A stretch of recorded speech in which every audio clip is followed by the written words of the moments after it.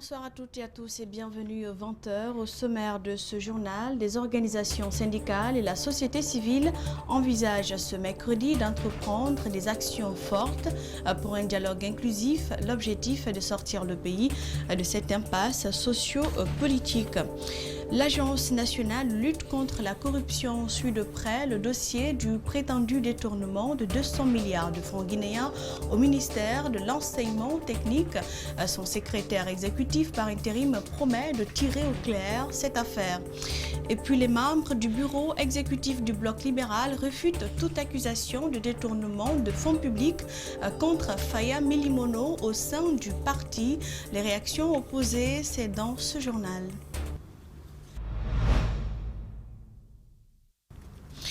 Plus de 300 personnes arrêtées lors des violences de postes électorales attendent leur procès à la maison centrale de Conakry. Le cas d'Étienne Soropogui est grave et nécessite une évacuation sanitaire. Ces propos sont ceux de Maître Beyavogui, avocat des détenus. Il ajoute aussi que c'est Étienne Soropogui lui-même qui paye son hospitalisation et les soins qu'il reçoit à l'hôpital Ignace Dine au service cardiologie. Alseni Bari Abakar Dine Kamara. Dans une société démocratique, les avocats sont le premier et le dernier rempart contre l'arbitraire. Pour y parvenir, l'avocat doit recevoir une formation spécialisée, construire une relation de confiance avec l'enfant, communiquer avec l'enfant de façon adaptée, utiliser un langage adapté à l'enfant, utiliser les moyens de communication adaptés à l'enfant. Le projet du barreau de consultation gratuite du barreau est initié et conçu pour offrir des orientations claires aux avocats pouvant être amenés à assister des enfants en conflit avec la loi, mais également en d'autres situations non conflictuelles où leurs droits seraient en péril. Le barreau, par ma voix, tient à remercier particulièrement le partenaire financier du projet, à savoir l'UNICEF. Nous remercions également d'autres partenaires d'appui, notamment le tribunal pour enfants, en la personne de son président, lequel offre un service de qualité pour la formation du futur avocat de l'enfant. De même que les agents en charge de la question de l'enfance au niveau des services de sécurité, police et gendarmerie pour leur disponibilité à se joindre au projet. Évidemment, pour des raisons techniques, nous reviendrons sur cet élément dans nos prochaines éditions. Vous l'avez compris, le barreau de Guinée vient de signer un partenariat avec l'UNICEF dans le cadre de la protection des enfants mineurs en conflit avec la loi. Ce partenariat donne la possibilité à ces enfants de se faire consulter en vue de leur assistance et leur protection. Vous avez écouté le bâtonnier de l'Ordre des avocats au micro de Mohamed Valek Touré. La crise socio-politique et les interpellations d'opposants consécutives à la présidentielle du 10 octobre interpellent aujourd'hui des organisations syndicales et de la société civile pour sortir le pays de cette impasse socio-politique. Ces deux entités sociales ont envisagé ce mercredi d'entreprendre des actions fortes pour un dialogue inclusif. Djibril Ba et Tierno Sadouba. Les crises post-électorales laissent encore ses stigmates. Un dialogue inclusif oblige. C'est un produit donc de cette initiative que le Conseil national des organisations de la société civile de Guinée a rencontré cet après-midi l'Union syndicale des travailleurs de Guinée dirigée par Abdoulaye Sow. Au sortir de cette rencontre, le CNOSC, représenté par son secrétaire national chargé des questions politiques et stratégiques, a affirmé que la situation actuelle de la Guinée est une réelle source de préoccupation. Pour l'activiste de la société civile, il s'agit d'une synergie d'action entre toutes les centrales syndicales et les organisations de la société civile civile du pays. Quand on parle de la crise sociopolitique, ça prend en compte forcément des opposants politiques qui sont aujourd'hui en prison. Et on ne peut pas régler cette crise-là en partie. Il faut prendre tous les éléments qui rentrent en compte. Et raison pour laquelle il y a un travail beaucoup plus approfondi qui doit être fait dans les jours à venir. Nous nous sommes mis d'accord sur un agenda de travail déjà. Le secrétaire général de l'USTG, Abdoulaye Sow, a tenté d'expliquer les raisons de leur démarche. Le point, c'est qu'on a demandé à chaque structure, qui doivent rencontrer toutes les centrales syndicales, de réfléchir sur la situation du moment, mais aussi de se référer au passé et de se projeter dans l'avenir pour que nous puissions reconstruire la société civile, j'entends par société civile le syndicat et la société civile elle-même, pour que nous puissions d'une seule voix nous parler et faire en sorte que la paix durable se construise dans notre pays grâce au dialogue que nous avons instauré. Mais ce sera de tout l'ensemble des acteurs sociaux. En attendant, de nombreux opposants politiques arrêtés au lendemain de la présidentielle croupissent encore en prison. Je vous l'annoncer qui a donc accusé Dr Faya Milimono. En tout cas, la question reste toujours posée puisque les membres du bureau exécutif du Bloc libéral refutent toute accusation de détournement de fonds publics contre Faya Milimono au sein du parti. Les réactions opposées, c'est dans ce reportage signé Antoinette Dédé, Onivogui et Amara Alexila. Tout est parti de l'organisation du congrès électif des membres du Bloc libéral le 30 août dernier à son siège.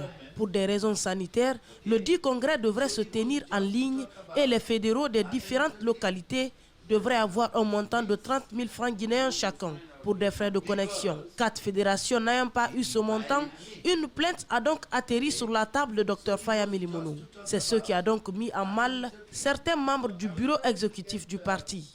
Indigné, Faya Milimono compte saisir les autorités compétentes pour que cette affaire soit tirée au clair. Ils s'expliqueront devant la justice les accusations portées contre ma personne. Le BL n'a rien à voir avec ce qui est affirmé devant tous les médias quand on a dit Faya Milimono est accusé de détournement. Interrogé, Thierno Boubacar Baldé, président du Conseil national des jeunes, dit n'avoir jamais accusé le président du BL, mais déplore tout de même la volonté de Dr Faya Milimono de prendre en otage leur parti. Ils disent que les congressistes n'étaient pas informés. Donc nous nous sommes posé la question de savoir comment est-ce que les gens peuvent recevoir leurs frais de connexion et au même moment ils disent qu'ils ne sont pas informés.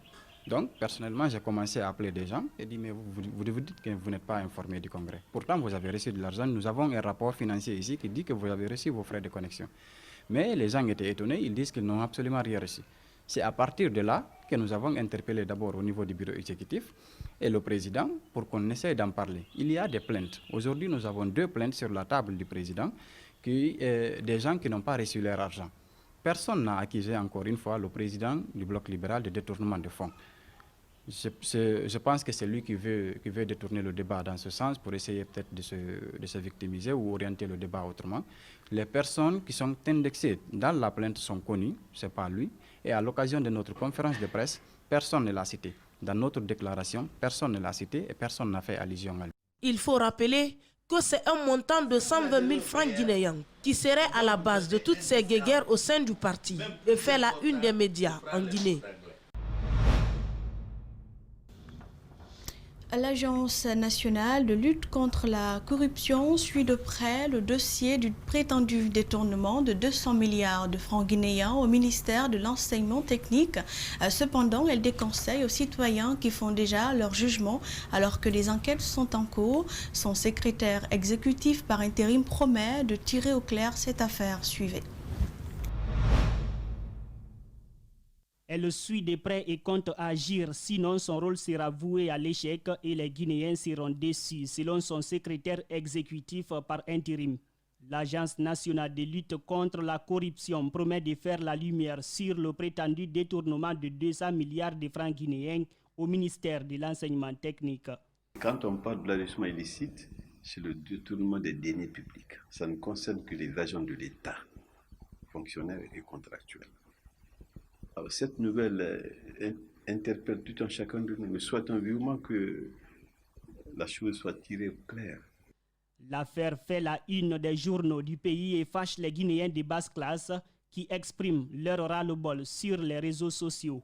Une colère que ces responsables comprennent bien. On ne peut pas accepter le préjudice que l'État guinéen et la population elle-même soient victimes. C'est un déni public. Et au moment juste où le président de la République se positionne fermement, le gouvernement gouverner autrement.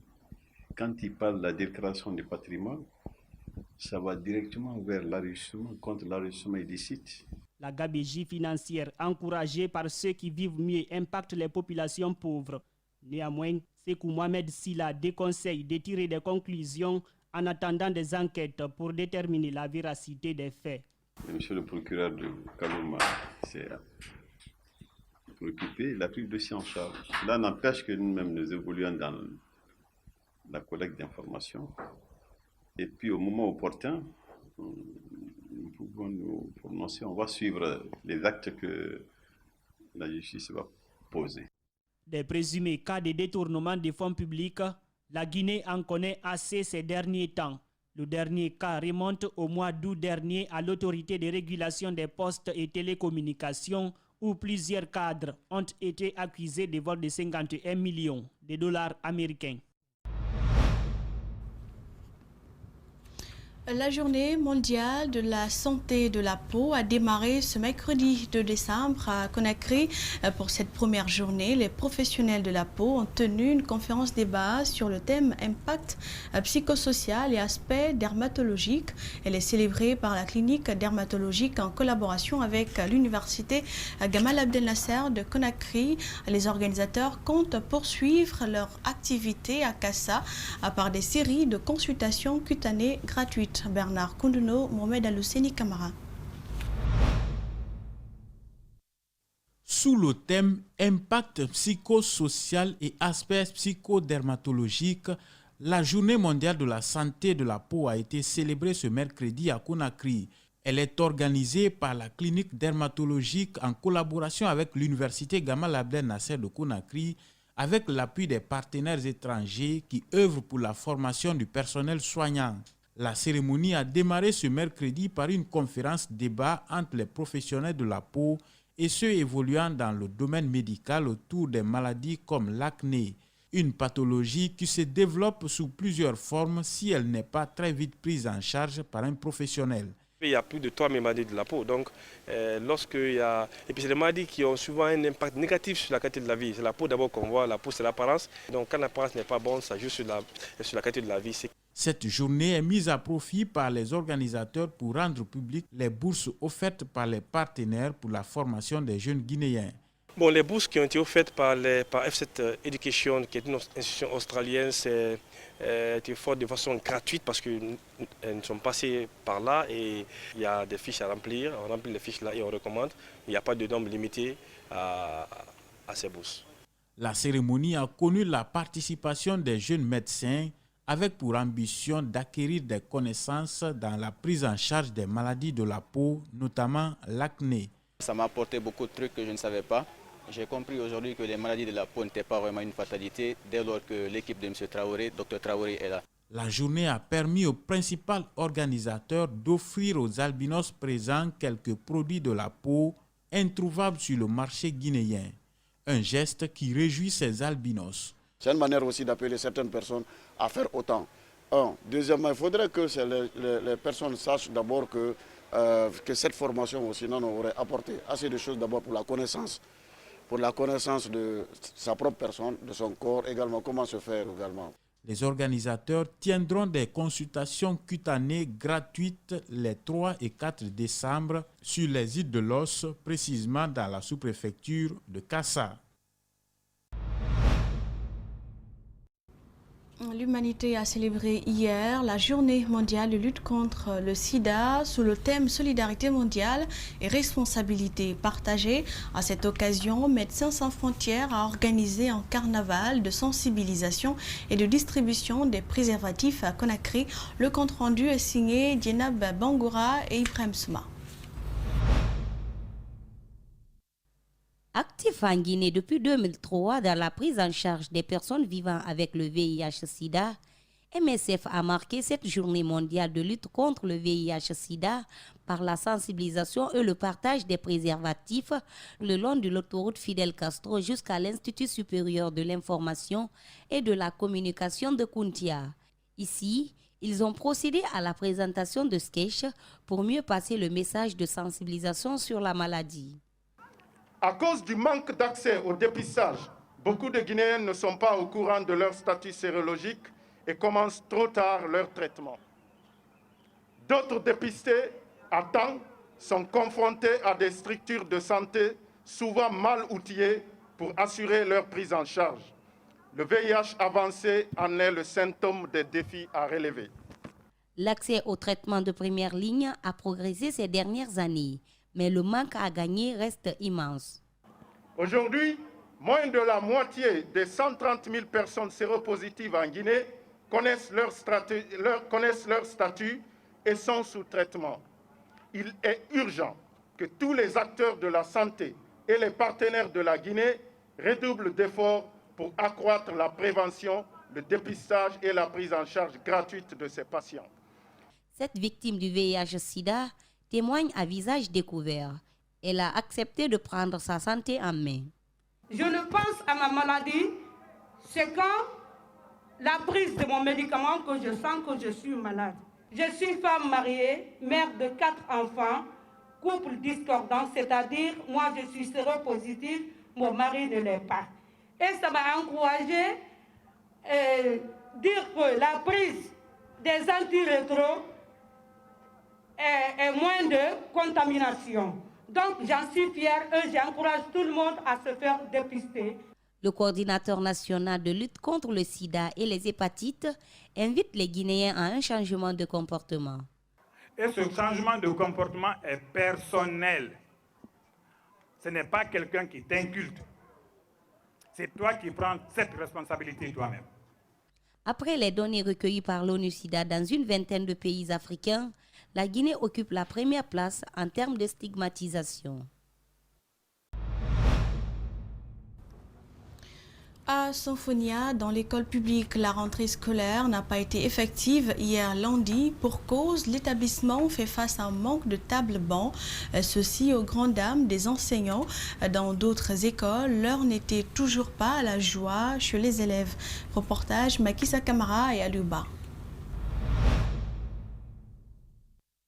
Aux premières heures de cette journée, nous avons sillonné certains établissements où les cours n'ont pas repris effectivement. C'est le cas de cette école publique, sise à Symphonia dans Ratoma. Ici, les élèves et les professeurs sont toujours en vacances. La cause, un manque criard des tables-bancs. Par rapport aux tables-bancs, selon des informations, c'est le fournisseur qui nous met en retard. Les encadreurs n'attendent que des tables-bancs, alors que le département de tutelle leur a promis qu'ils seront disponibles dans un laps de temps. Jusqu'hier, on était rassuré qu'on allait recevoir les tables-bancs. Mais maintenant, là, on me dit que les tables-bancs sont en route pour ici. Donc, nous sommes à l'attente. La rentrée des classes a été aussi un véritable casse-tête pour les parents d'élèves dans d'autres écoles où les enseignants demandent un coût plus élevé de l'inscription et de la réinscription. L'État a affiché la gratuité de l'inscription et des transferts.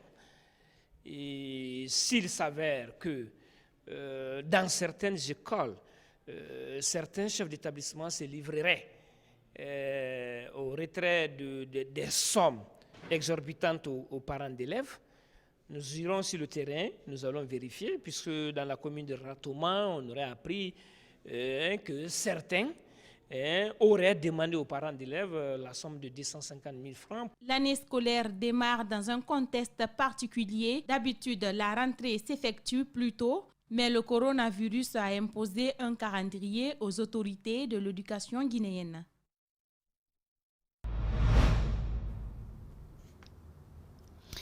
Les acteurs de la série Maîtresse d'un homme marié sont en Guinée pour participer au concert de Diamond Platinum le 3 décembre ici à Conakry, un événement organisé par la structure d'Oulay Prod et Gold Communication. Rosaline Gotomonemo, Abouakar Dine Kamara.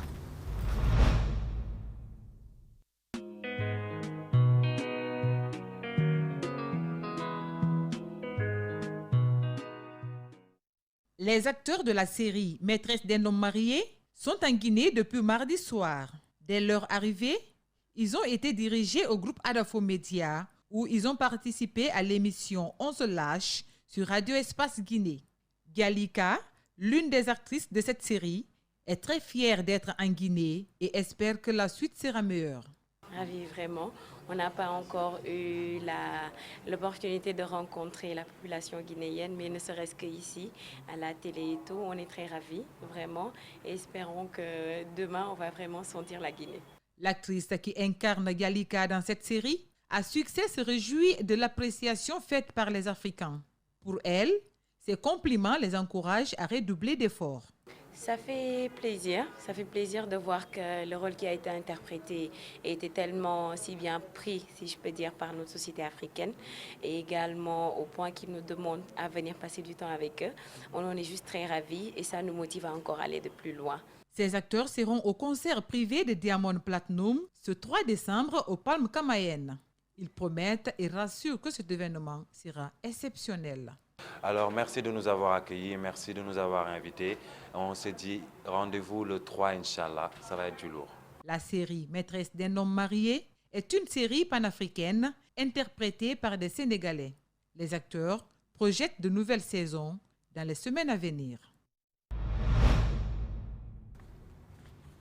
Et c'est la fin de cette édition. Merci à vous de l'avoir suivi. Bonne soirée sur Espace TV.